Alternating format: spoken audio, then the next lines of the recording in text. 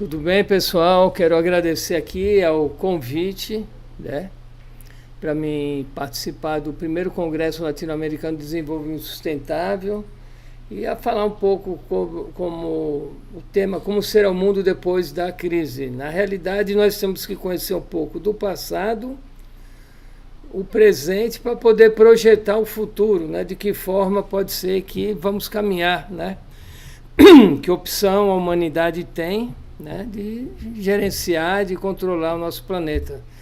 Então, eu optei pelo tema saúde ambiental, saúde humana. Se nós conservarmos a natureza, nós vamos ter uma saúde, mas se nós degradarmos o ambiente, o que será de nós? Nós temos que entender que o ser humano forma parte da natureza. Nós somos como um planeta só, uma nave que desliza por um grande rio que é o cosmos. Então essa é a necessidade dessa inteligência natural que muitas vezes nos falta, né? E compreender, de sentir, de perceber o pertencimento a essa unidade maior que é o nosso planeta, né? E sabemos que realmente nós fazemos parte disso tudo que nos envolve, né? Na segunda década do terceiro milênio, que já estamos nele, né? A vida no planeta se destaca pelas rápidas inovações científicas e tecnológicas, a retomada das viagens espaciais, comunicação à distância em tempo presente, a internet que domina a vida e o cotidiano da sociedade, né? E principalmente as revoluções no transporte e comunicação, que isso facilita a conexão, a rapidez, mas também a transmissão de enfermidades, como a gente está tratando aqui no nosso evento. Em determinados setores científicos, a humanidade caminha a passos largos e cada vez mais rápido, e chega-se a um elevado nível de inteligência artificial que nunca foi imaginado por nós, apenas nos filmes de ficção científica, né? Mas, por outro lado, também, cada vez mais a gente vai alimentando as epidemias que se transformam em grandes pandemias, né? Essa que está acontecendo agora, do Covid-19, é algo que já aconteceu de forma similar, o caso da malária, da peste negra. Então nós temos que compreender como é que isso foi, né? E por que, uma coisa que ninguém responde é como é que isso surge e por que surge, né? Então nós estamos passando por uma progressiva perda da inteligência humana natural, desse sentimento de pertencimento ao planeta, à sociedade, à própria percepção ambiental e social. Esquecemos que fomos parte de um grupo e tomamos cada vez mais comportamentos individualistas, né? Então muito do que era emotivo, né, há anos atrás, hoje se torna apenas cifras e dados censitários e estatísticos, a fome, as mortes, né? Isso é apenas tratado como se fosse apenas cifras, né? Números e percentuais.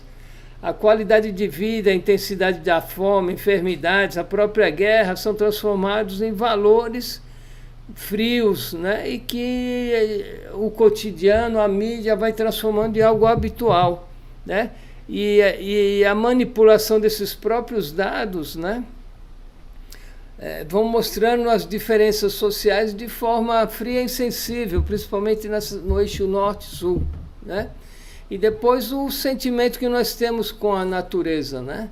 A visão, principalmente da população urbana, sobre a fauna, sobre a flora, a questão de diferenças, como se fôssemos privilegiados, outros seres fora da natureza, onde Deus é a nossa imagem, né?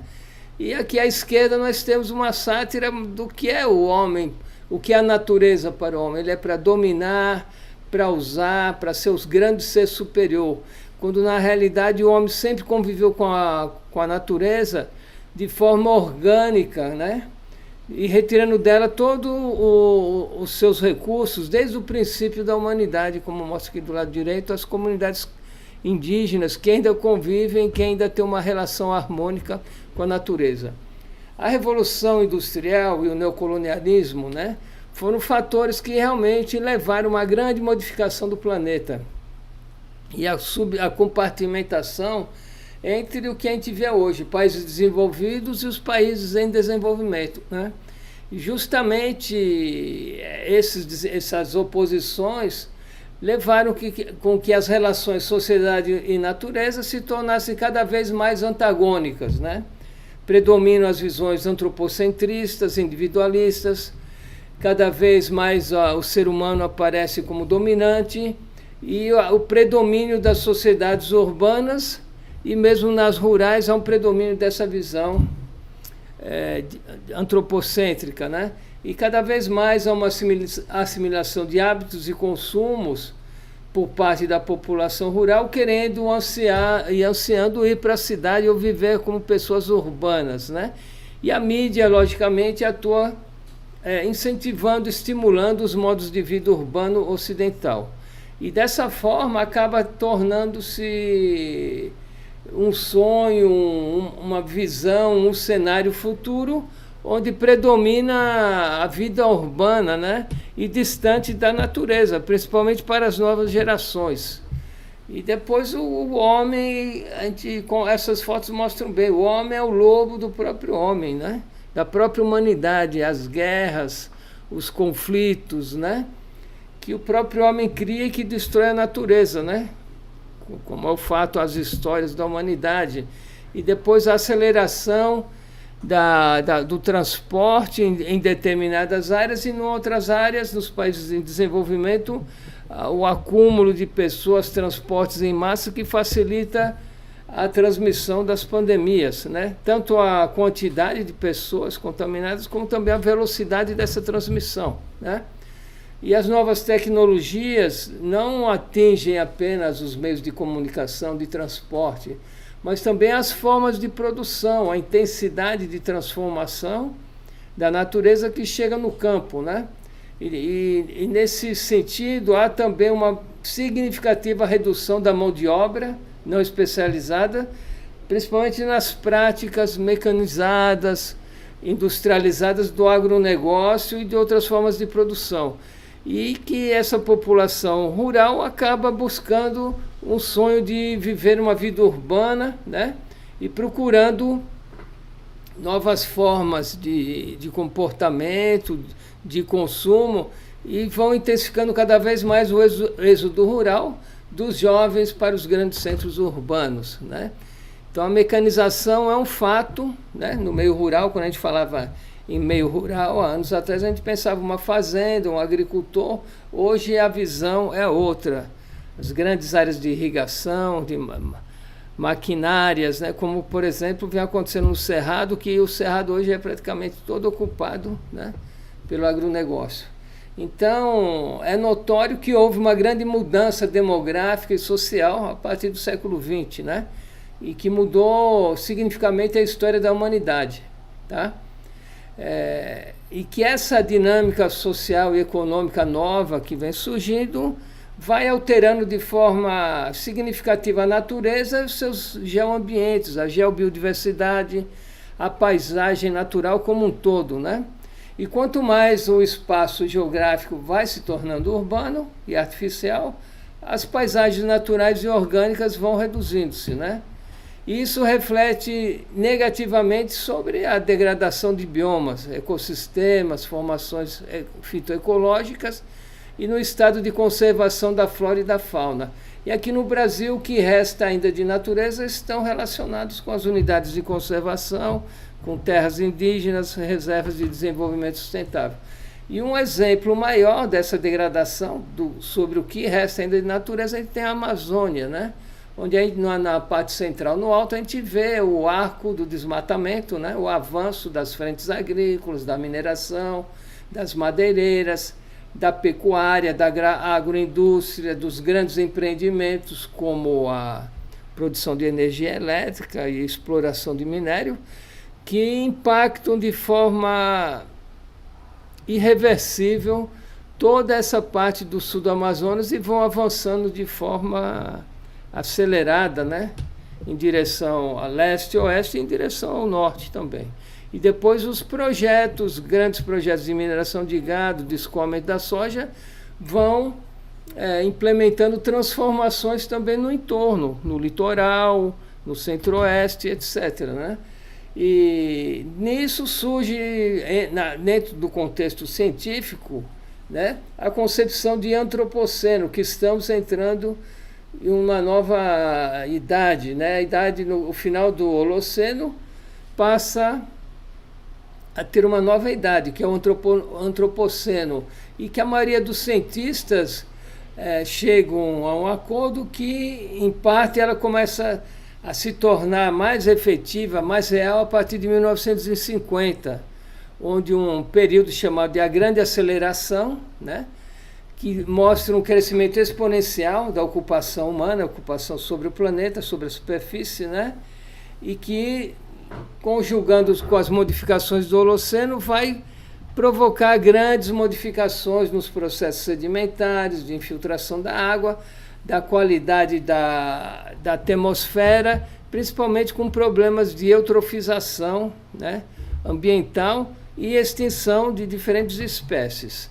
E aí todas essas atividades em conjunto vão promovendo essas transformações, né, os grandes incêndios, e a urbanização, a industrialização, a captação de energia de forma indevida e principalmente o crescimento das cidades, né?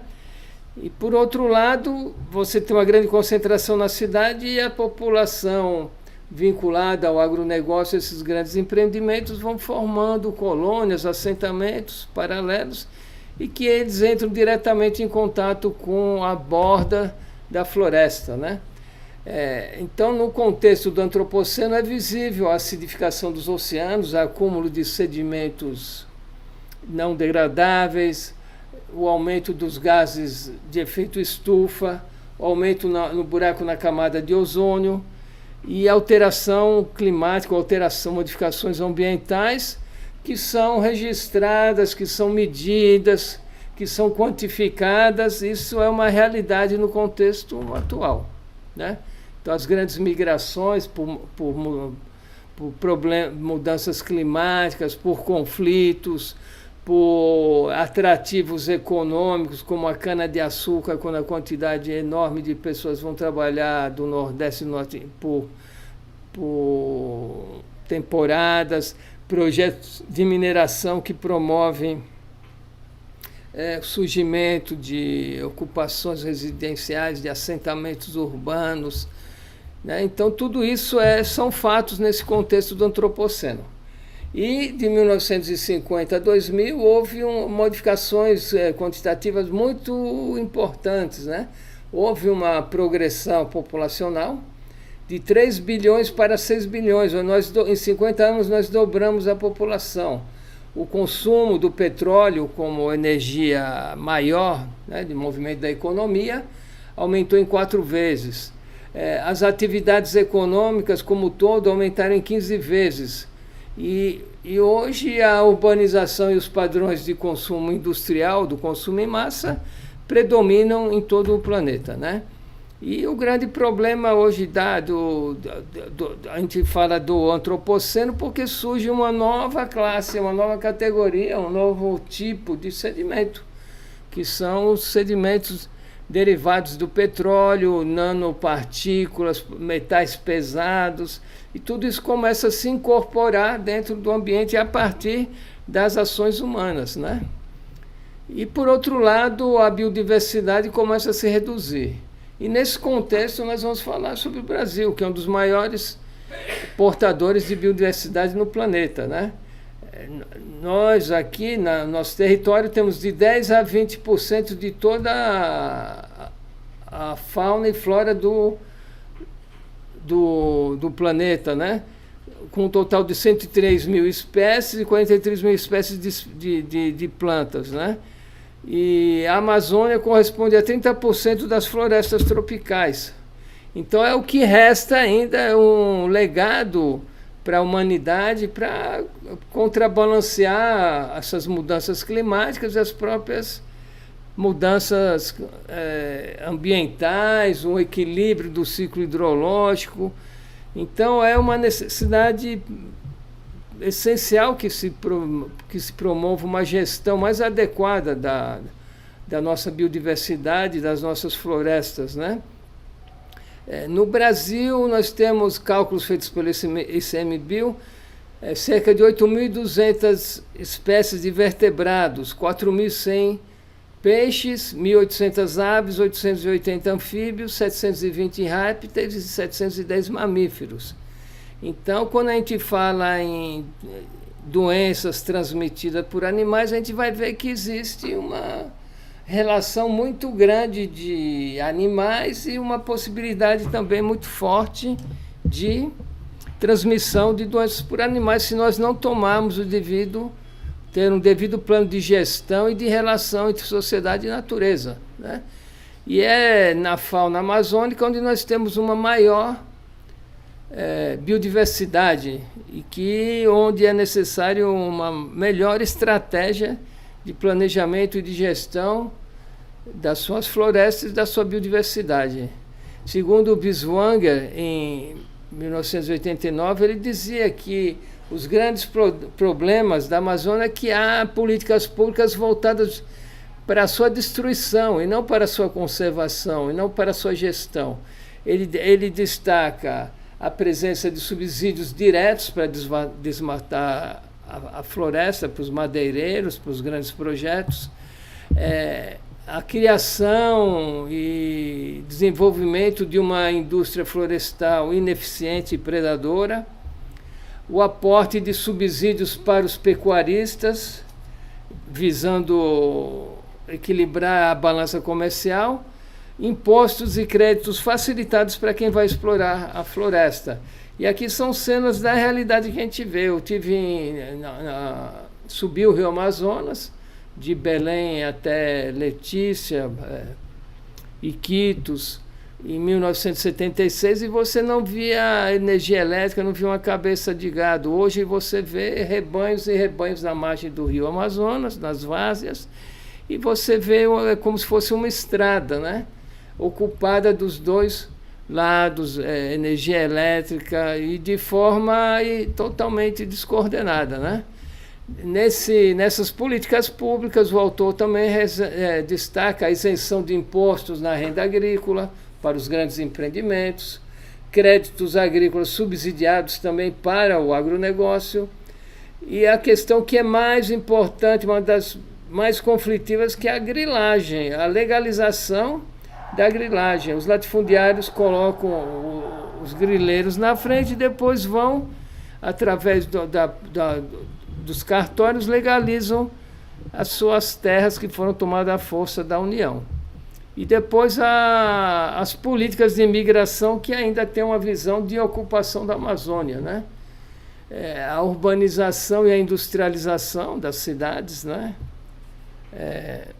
Aqui é o caso de Manaus, que é uma cidade que cresceu de forma incrível nesses últimos anos. Hoje eu não sei se é a quinta ou sexta cidade do Brasil, né? Belém, que era a maior cidade do Amazonas, hoje já perdeu de longe em termos populacionais para Manaus, né? Então, o que é que está acontecendo? As transformações, os portos para exportação da soja, dos minérios, do próprio petróleo, né?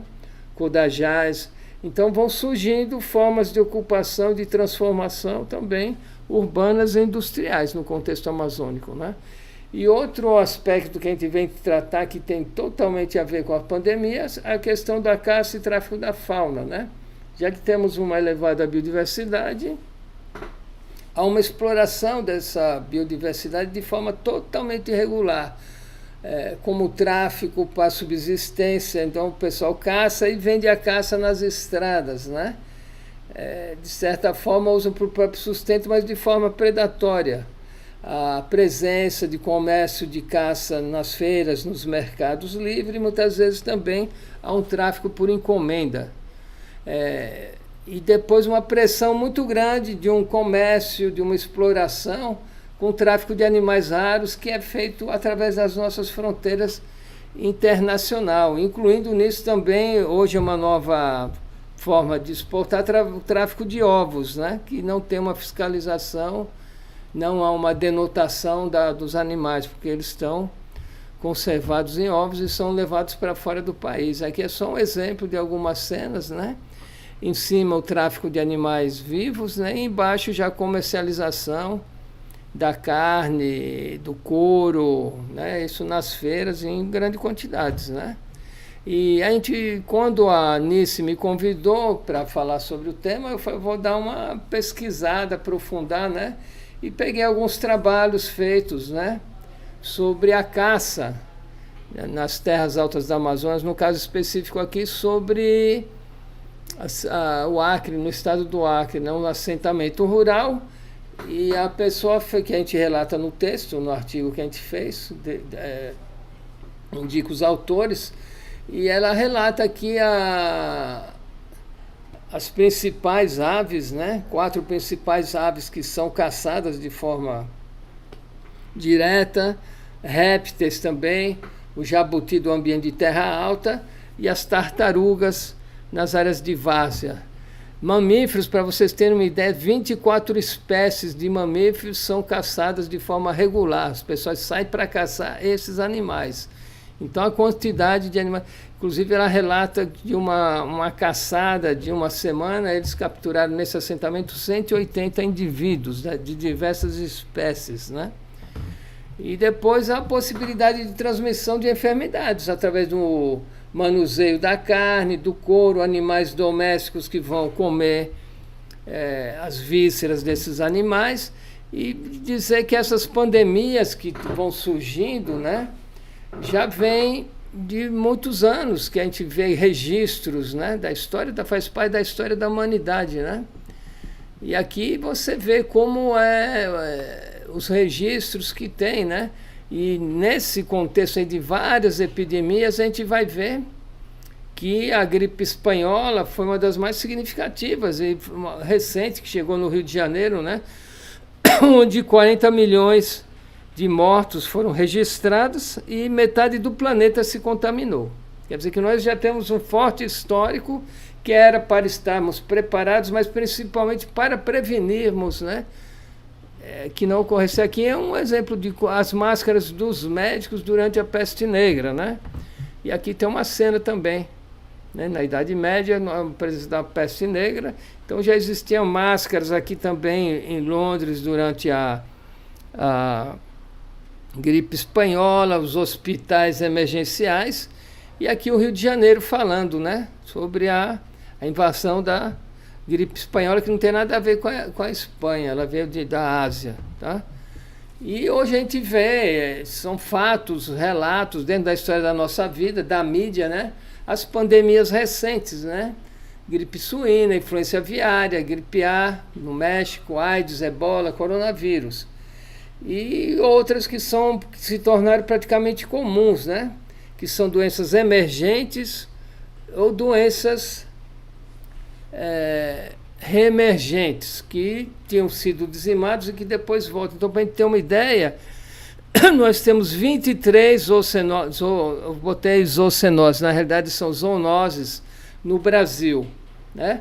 Isso feito um estudo científico de tratamento pela medicina sanitária, pela veterinária, que comprova essa presença, e principalmente nas áreas florestais, né? Mas elas também podem ocorrer em ambientes de cidades históricas, cidades nas beiras dos rios. A concentração de animais também provoca de criação de animais. E aqui cenas do que a gente já passou, né? Por isso, e que hoje se transforma em filmes, películas de ficção científica, né? Mas na realidade está no nosso cotidiano. E ninguém fala de onde é que ocorreu, como ocorreu. E se a gente vai fazer uma retrospectiva laboratorial, científica, a gente vai ver que tudo é parte da destruição da natureza, do descuido com a fauna, né? Então, essas zoonoses, né, segundo Ramos e Silva, as principais causas de ocorrência é a introdução de animais domésticos junto a um ambiente natural, a correlação entre a fauna silvestre e os animais domésticos, né? E também a translocação de hospedeiros para um novo biotipo, onde existem hospedeiros. Então, vamos supor, um cachorro, ou se você quer ter um grande incêndio, essa fauna que existia de mamíferos vai para um outro ambiente, pode ser transmitido de um hospedeiro para outros animais que têm um maior deslocamento de espaço, por exemplo, de um morcego para um lobo, né? Então, a modificação da dinâmica dos hospedeiros estão vinculados com os desequilíbrios ambientais, né?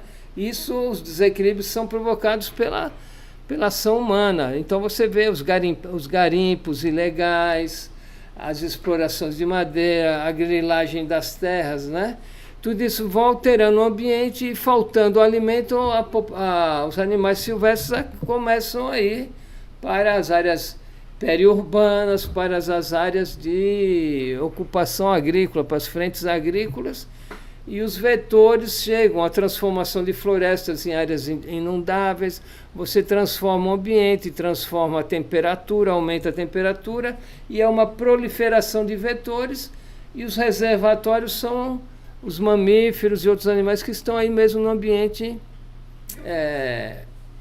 florestal. Então, as zoonoses, né, elas são causadas em quase totalidade pela intervenção do ser humano na modificação dos ecossistemas, né?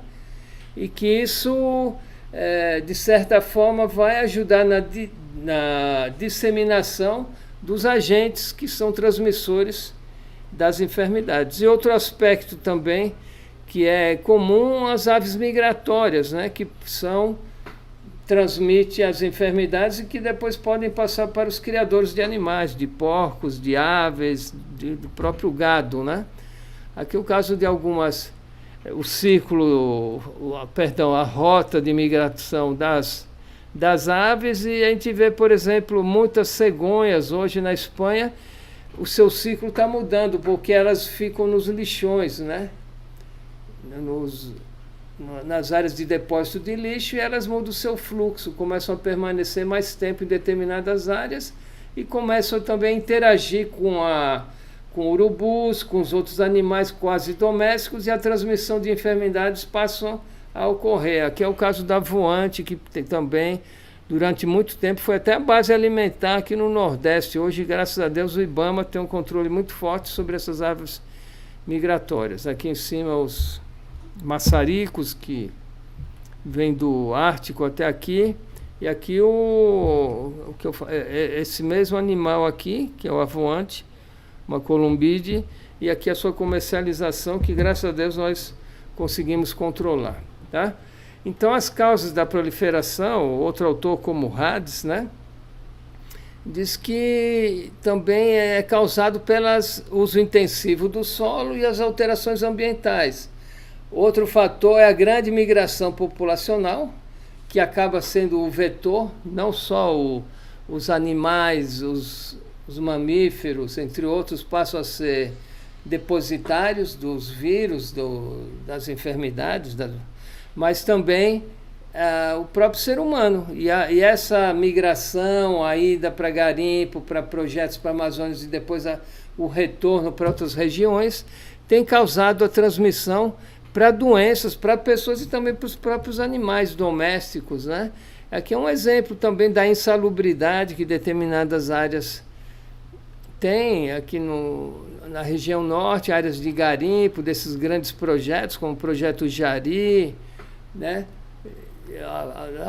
Na Vale do Rio Doce também, Paraopebas, onde a insalubridade muitas vezes ocorre nas periferias das cidades. E aí são áreas onde a deficiência do saneamento básico é um fator de transmissão de uma série de febres, de enfermidades, de vírus que passam a ser comum nas áreas urbanas, periféricas e rurais da proximidade da Amazônia, né? Então, também a construção de barragens, pontes, as urbanizações são outros fatos que ampliam essa transmissão. E também, como nós nos adaptamos, também os insetos vetores acabam se adaptando, sendo mais resistentes à aplicação de venenos, né? E também de resistência a essas modificações ambientais, estabelecendo estratégias de desenvolvimento, de reprodução dentro do contexto residencial e urbano, né, da sociedade humana. E então, desse modo, as ações humanas acabam sendo o grande fator de transformação. Nós estamos criando as nossas próprias pandemias, através de uma destruição massiva do meio ambiente, a destruição das florestas, e os micro-organismos que estavam na floresta passam a se disseminar para os diferentes ambientes humanos, né? As diferentes paisagens culturais, né? Então, Barcelos, ao analisar as mudanças ambientais, ele explica que o ciclo desses vetores, desses insetos, ele tem uma relação direta com os parâmetros ambientais que vão sendo modificados, né? A temperatura, a umidade, a retirada da cobertura vegetal, de certa forma vai favorecer alguns vetores que vão predominar e vão ocupar, né? E tendo ciclos de aumento da sua população de insetos, que vai causar uma ampliação da transmissão dessas doenças, né? Aqui alguns exemplos das transformações que vão ocorrendo. Então, o que fazer, né? Como prevenir, como adequar. Esse é o grande... Primeiro, nós temos que reconhecer que somos nós mesmos as causas. Não é o chinês, né? Laboratório. Isso aí é uma balela, é como esconder, como uma criança que quebra uma coisa e fica arrumando desculpas, né? Então, nós temos que realmente buscar estratégias. A veterinária tem, a medicina tem, a geografia tem. Nós precisamos de uma visão interdisciplinar. Então eu peguei algumas ideias, algumas estratégias que estão sendo feitas, o controle de zoonoses, né?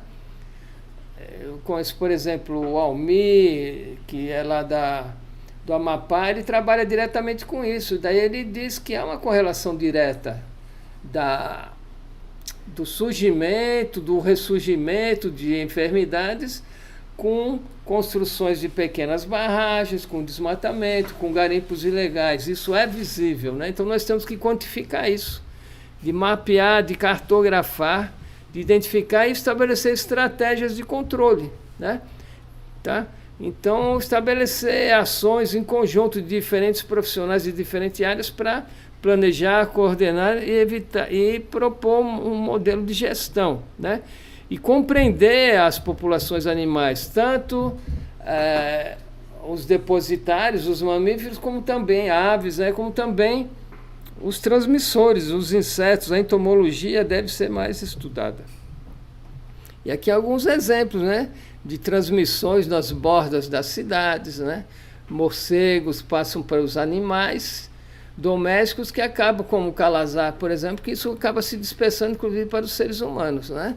E depois já existem modelos de uma gestão florestal adequada, como a Reserva de Desenvolvimento Sustentável de Mamirauá, que é um modelo que pode ser expandido, pode ser ampliado para outras regiões do país, né? Na floresta amazônica ou mesmo outras regiões, na Mata Atlântica.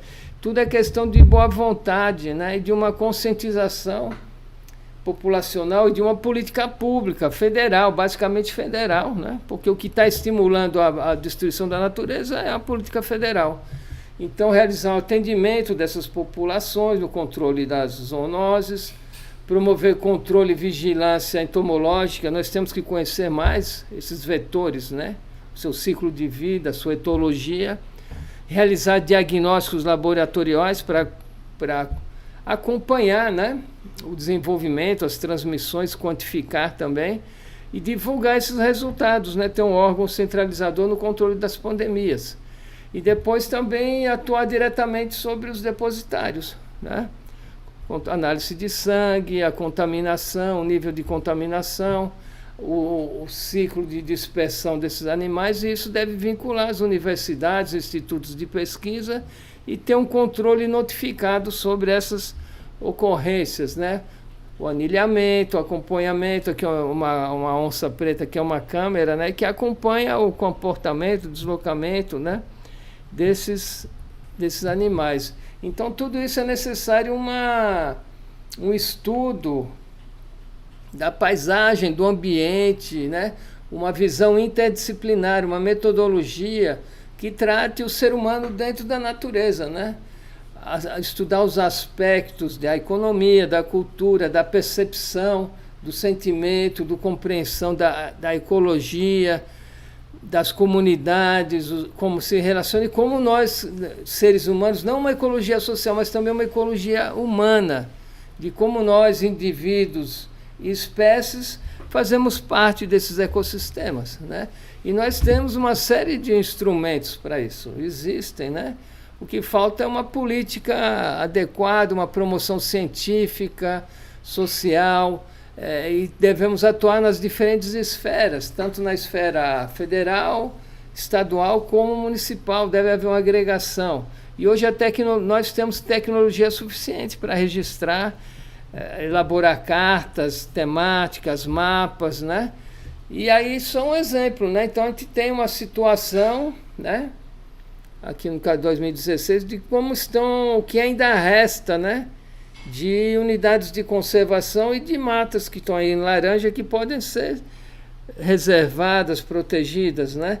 E que o sistema atual não funciona. A gente vê o Parque Nacional do Xingu, o entorno dele é todo saqueado, todo destruído, todo contaminado. Então não adianta, os cursos d'água que saem de fora do Parque Nacional do Xingu acabam contaminando. Então nós temos que criar também zonas tampões, corredores ecológicos, né?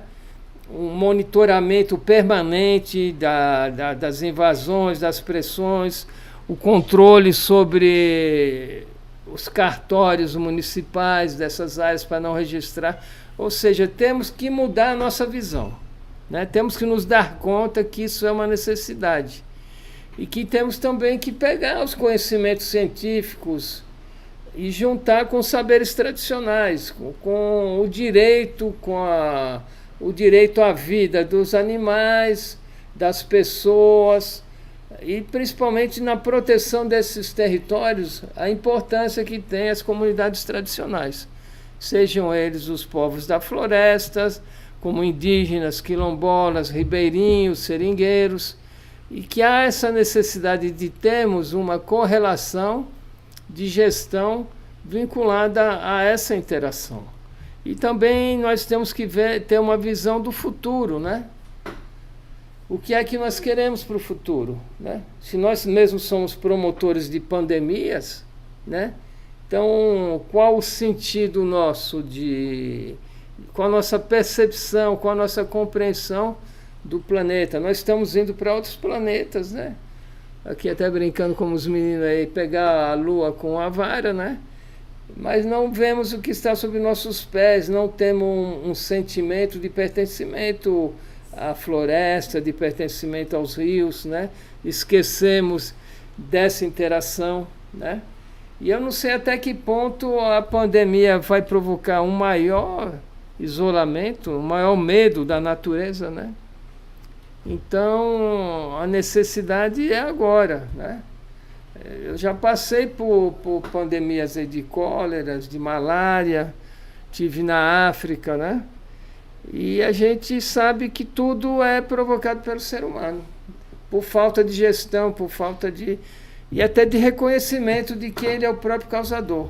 Então, enquanto nós não admitirmos nossos erros e percebemos que estamos e que fazemos parte da natureza, a situação é essa. Mas eu tenho fé, eu tenho esperança e tenho determinação de que nós podemos agir nesse sentido, e que acho que esse evento é um passo nesse caminho, outro passo, e com vários passos, que seja como a sustentabilidade, que é uma mudança progressiva e contínua. Então, essa é a necessidade que nós temos, não só do conhecimento científico, mas de uma consciência própria, de uma mudança espiritual, uma mudança ética com relação aos seres e à própria existência do planeta. Muito obrigado e um bom evento para